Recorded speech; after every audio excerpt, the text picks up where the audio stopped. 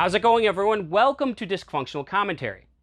Back in 1984, director Joe Dante brought us a little film called Gremlins about a bunch of mischievous little creatures running around causing havoc, and it quickly became a pretty big hit. Now, as often happens when you have a film that becomes popular, you have other studios trying to make their own version of that movie, and Gremlins was no exception. You had Ghoulies, you had Munchies, and you had Critters.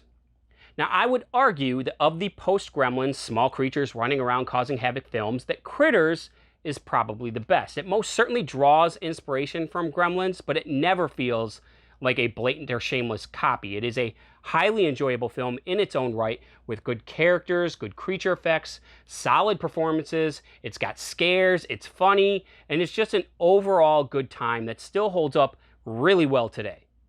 The same goes for its sequel, Critters 2. Also a very enjoyable film. Several of the characters and cast return for this one. They're able to throw some new twists and spins onto the story so that it feels like a unique experience, not just a rehash of the original. It is a solid sequel. When it comes to Critters 3 and 4, I have some mixed feelings. With Critters 3, I think the biggest problem is that it feels like a lower budget direct-to-video kind of title. But there's still some solid performances here, some good creature effects, and some enjoyable moments. With Critters 4, it feels like it has a slightly higher budget than 3. Still some solid performances, some good creature effects, but it's not really paced as well, and more importantly, it makes some decisions that I personally feel negatively impact the previous entries, and that's something that a sequel really should never do. A good sequel should add to the overall experience in a positive way of the franchise rather than detracting from it. So these 4 Blu-rays came in a box set that was released not too long ago by Scream Factory. It has the first 4 Critters movies in a nice solid box. Would highly recommend checking this one out and picking it up if you are a fan of the films, or even if you've never seen them, if you are a fan of Gremlins, this is highly worth picking up, even if it's only for the first 2. Now, there is a new Critters movie just came out on Blu-ray this week, and that is Critters Attack. The Krites are back in Critters 5, Critters Attack, and I watched this the other night, and I would love to sit here and tell you that this is some kind of return to form, that is a great throwback, that is able to effectively capture the charm and fun of the original films, but I cannot do that because this movie is a train wreck. Now, I wasn't expecting a whole lot. I didn't expect it to be fantastic, but I also did not expect it to be as bad as it is. I don't honestly even know where to start. I suppose I'll start by saying a couple of positive things. Number one, it is very refreshing to see a film like this made today that doesn't rely entirely on CG. The critters, for the most part, in this movie are puppets. And that is awesome. When I first started watching this movie and I saw that the critters were going to be puppets, I had high hopes. But those hopes very quickly started to fade away as the movie went on. The other thing that I will say that is a positive is there's some decent performances in here. The movie is bad, but I will not blame that on the actors and actresses that were involved. They can only do so much with what they're given, and they just weren't given really anything to work with. The movie's a little weird because it starts out kind of a little bit, taking itself a little bit more seriously, and the performances reflect that. But as the movie progresses, it gets a little bit more campy, but not in a good way, in a way that feels out of place and forced. And so there are glimmers, particularly during the first part of the movie, of some decent performances here. But there's nothing that these actors and actresses could have done to salvage this. Now, I don't like to really do spoilers if I do a review. But it's kind of difficult for me to really describe how infuriating this film can be without going into some specific details. So I might go into some things that might be considered somewhat spoiler-ish. I'll try to keep it a little vague, but if you are interested at all in checking this out, maybe just stop the video. because I don't know. I don't want to give it away if you are interested in watching it. But anyway, with that being said, I'll try to keep it vague as I can, but you've been warned, and I'm going to continue. So I'll talk about the characters first. There is not a single likable character in this entire film. And the main protagonist, who you are supposed to identify with, is probably the closest to a likable character. But even she has moments that basically suck any kind of likability that she might have had. Here's an example. There is a guy in this movie that likes our main female protagonist. He has a thing for her. She doesn't like him in return. He likes her. She doesn't like him. It's that kind of a relationship. And he gives her these tapes of himself playing the bagpipes. And he's not very good at playing the bagpipes. But he does it anyway. She's not really enjoying the music. And she's not into it. So that's fine. Whatever. There is a scene later on in the movie where, for no reason whatsoever, she asks her brother to roll down the window, and she tosses the tape that was given to her by this guy out the window. And the brother even says to her, "Man, that's cold. That was rude." And she says, "Yeah, well, I don't like bagpipes." So, I get that she's not into this guy and she's not a fan of his music because it's not very good, but really? I mean, come on. I mean, we're supposed to identify with this character and like her, and it's instances like that that just suck any kind of likability that she might have had out of her. Let's talk about some of the other characters. Okay, let's talk about some characters that show up and then just are killed off, and you never, and so they're completely pointless. There's a character right at the beginning. There's a character driving on his bike or riding on his bike. You see him riding on his bike, and it's kind of a throwback to the original film. If you've seen that, that you might think, oh, maybe it's the Charlie character. When I first started watching this, I thought maybe it might have been a remake rather than a sequel, but it's not. It's, if anything, I guess it's a reboot. But it fails in that regard too. It fails on every level. So this guy is riding his bike, and you're thinking, okay, well, maybe that's the Charlie character. He sees the alien spacecraft, and then he gets killed right away. So, okay, he's introduced and killed, like, instantaneously. Okay, whatever, that's fine. Other movies have done that before. That's fine, whatever. There is another character introduced later who is in this restaurant, and he introduces himself as a guy who has a YouTube channel about outdoor living. And you're like, oh, okay, well, maybe that's interesting. So he's a guy who is able to live off the land, and maybe he's able to, formulate some guerrilla tactics using the wild against the critters later on. No, he's killed. You see him for one instance, and then he's killed in a scene like 10 minutes later. You have the character with the bagpipes. Now, there's high-pitched sounds can kill the critters in this movie. That was never a thing in the previous movies, which in and of itself is fine.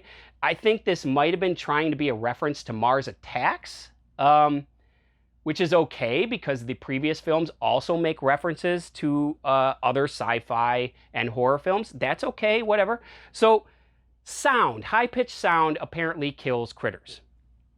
And you're thinking, oh, this guy with the bagpipes, who's like terrible at playing the bagpipes, this obnoxious bagpipe playing, that's going to enter into it. No, he's killed. So you're introduced to this character who plays bagpipes obnoxiously. You are then told that high-pitched, obnoxious sounds can kill critters.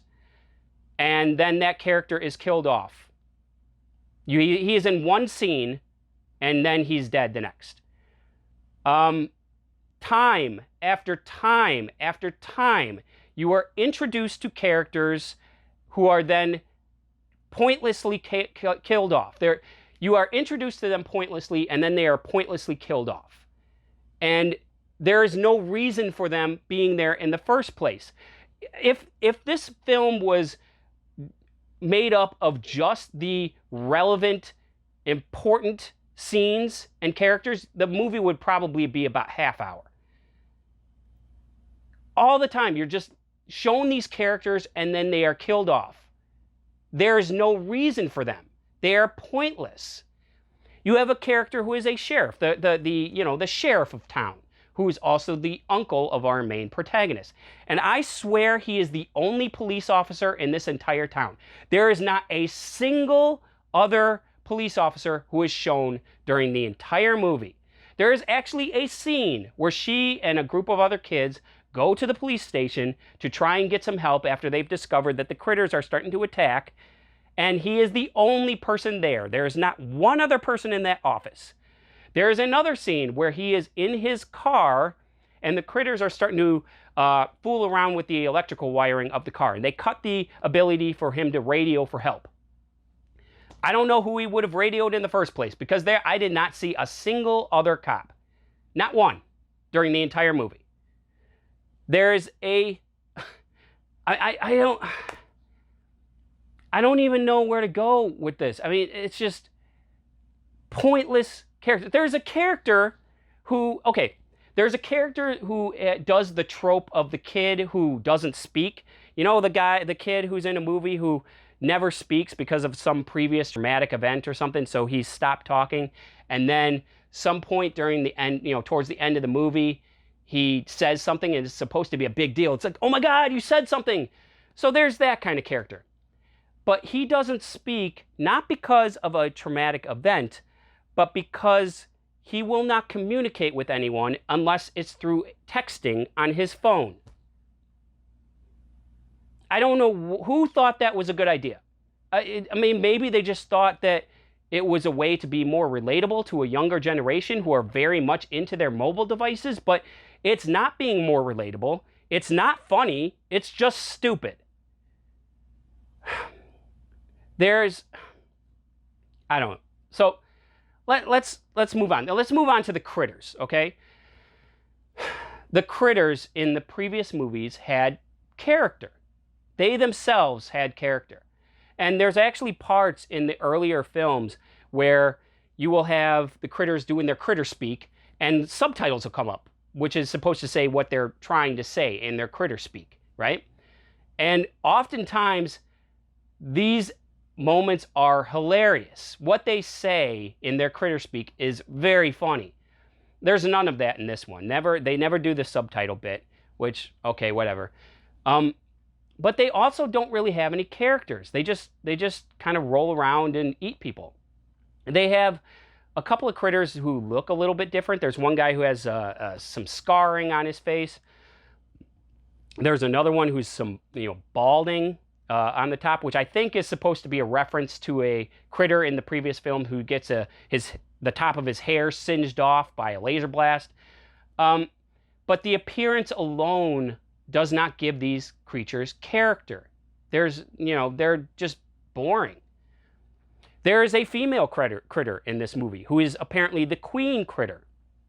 And she is a good critter who is trying to kill all the male critters, which doesn't really make any sense. The queen critter is made to look like Gizmo, basically from Gremlins. And she's a good critter, killing all the male critters. So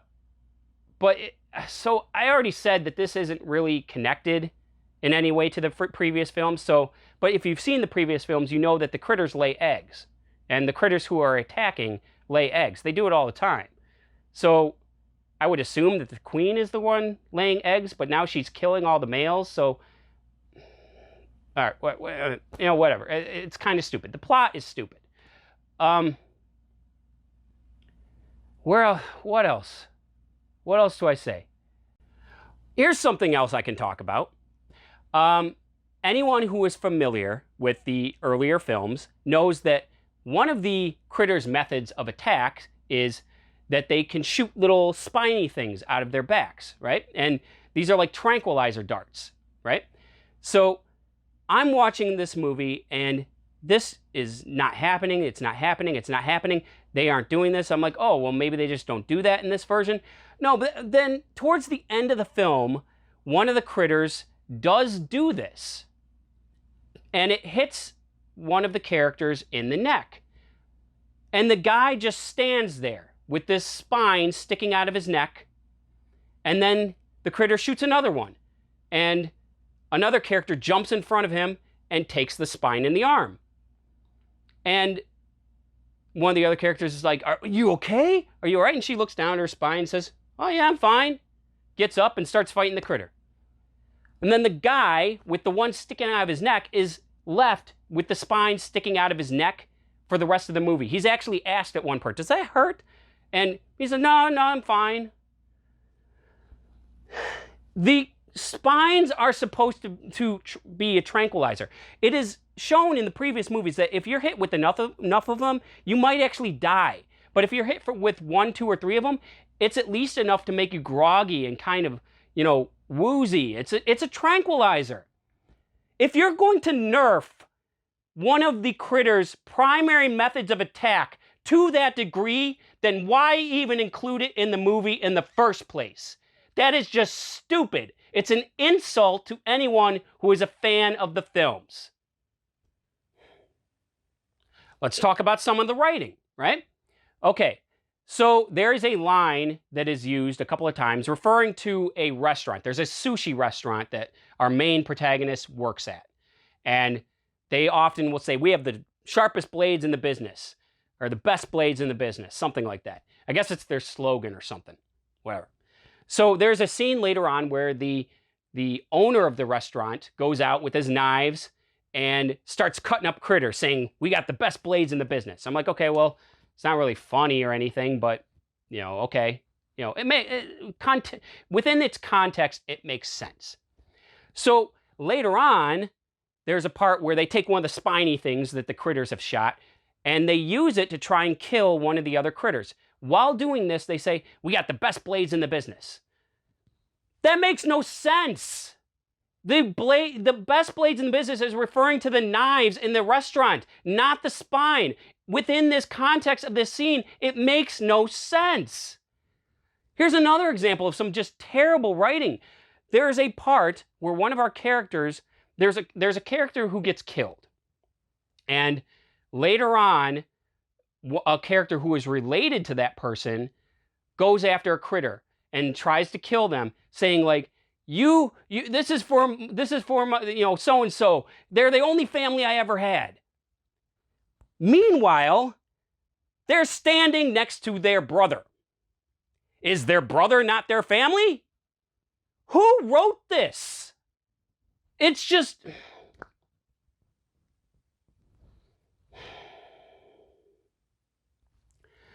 So it goes without saying that this film gets my lowest possible recommendation. I do not recommend this film to anybody. Even if you're just curious about it because you're a fan of the earlier films, just pass it by. Just pretend it doesn't exist. Go pick yourself up the 4-film collection from Scream Factory and stick with that. I'm going to try really, really hard to forget that I ever watched this. And even with the problems that parts 3 and 4 have, they are award-worthy next to Critters Attack. Critters Attack is just an abysmal train wreck of a film that is not worth your time or money. And that pretty much wraps it up. Guys, thank you as always for watching. And until next time, I will see you later.